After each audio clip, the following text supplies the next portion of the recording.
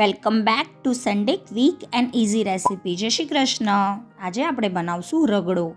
લીલા વટાણાને પલાળીને બાફી લેવાના છે. હવે તેલ ગરમ કરવા મૂકીશું ને તેમાં આદુ મરચાંની પેસ્ટ એડ કરીશું. પછી તેમાં બાફેલા વટાણા એડ કરીશું. આ રગડાની પ્રોસીજર ખૂબ જ ઇઝી છે. હવે તેમાં સ્વાદ પ્રમાણે મીઠું એડ કરીશું ને પછી તેને ઉકળવા દઈશું.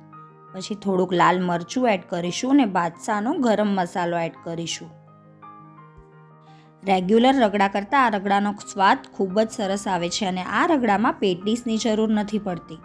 રગડો રેડી છે. હવે આપણે પ્લેટ બનાવશું. બ્રેડની સ્લાઇસના કટકા કરી લઈશું. પછી તેમાં એકદમ સ્વાદિષ્ટ આ રગડો એડ કરીશું, જેનો સ્વાદ એકદમ મસ્ત આવે છે. હવે તેમાં ખાટી મીઠી ચટણી એડ કરીશું. પછી તેમાં લસણની ચટણી એડ કરીશું, દાણા એડ કરીશું, કાંદા અને ટમેટાથી ગાર્નિશ કરીશું. સેવ વગર તો આ રગડાની પ્લેટ અધૂરી છે. લાસ્ટમાં સેવ એડ કરીશું. રેડી છે આપણો રગડો. આ રગડાની પ્લેટથી તમે એકસાથે બેસીને ફેમિલી ટાઈમ એન્જોય કરી શકો છો.